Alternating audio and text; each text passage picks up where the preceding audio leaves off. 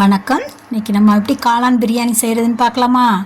அதுக்கு நான் ஒரு பெரிய தக்காளி, 2 பெரிய வெங்காயம், 2 பச்சை மிளகா அரிஞ்சு வச்சுருக்கேன். ஒரு பாக்கெட் காளான் எடுத்திருக்கேன். இப்போ பட்டை, கிராம்பு, ஏலக்காய் போட்டு குக்கரில் தாளிச்சிக்கலாம். இப்போ வெங்காயத்தையும் பச்சை மிளகாயும் சேர்த்து நல்லா வதக்கிக்கலாம். வெங்காயம் வதங்கினதுக்கப்புறம் இஞ்சி பூண்டு பேஸ்ட்டு சேர்த்துக்கிட்டேன். இஞ்சி பூண்டு பேஸ்ட்டு பச்சை வாடை போனோன்னா தக்காளி சேர்த்துக்கலாம். தக்காளி சேர்த்துட்டு தக்காளி வெங்காயம் எல்லாம் வதங்குறதுக்கு உப்பு சேர்த்துக்கலாம்.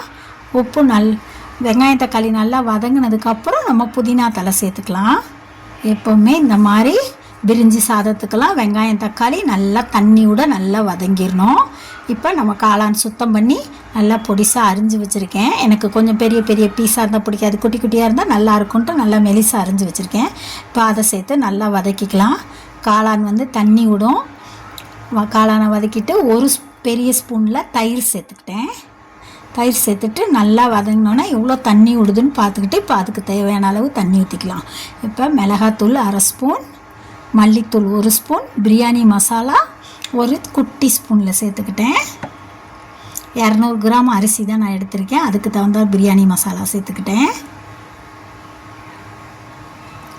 பாருங்கள் இப்போ காளான்லேருந்து எவ்வளோ தண்ணி வந்திருக்குன்னு. நான் இதில் தான் 1 கப்பு அரிசி எடுத்திருந்தேன். 200 அரிசி, இதில் பாஸ்மதி அரிசி. அதனால் இதில் 1 கப்பு தண்ணியும் 1/4 கப்பும் ஊற்றிக்கிட்டேன். இப்போ பாஸ்மதி அரிசி ஊற வச்சுருந்தேன். இப்போ அதை சேர்த்துக்கிட்டேன். கழுவிட்டு 2 ஸ்பூன் நெய் சேர்த்துக்கலாம். சேர்த்துட்டு புதினா சேர்த்து இப்போ குக்கர் மூடி ஒரு 3 விசில் வச்சுக்கலாம். விசில் அடங்கினோன்னு எடுத்தோன்னே பாருங்கள் எவ்வளோ உதிரி உதிரியாக பாஸ்மதி அரிசியில் காளான் பிரியாணி ரெடி. நல்லா இருந்தது டேஸ்ட்டாக. இந்த முறையில் நீங்களும் செஞ்சு பாருங்கள். எங்கள் சேனல் பிடிச்சிருந்தா லைக் பண்ணுங்கள், ஷேர் பண்ணுங்கள், சப்ஸ்கிரைப் பண்ணுங்கள். தேங்க்ஸ் ஃபார் வாட்சிங்.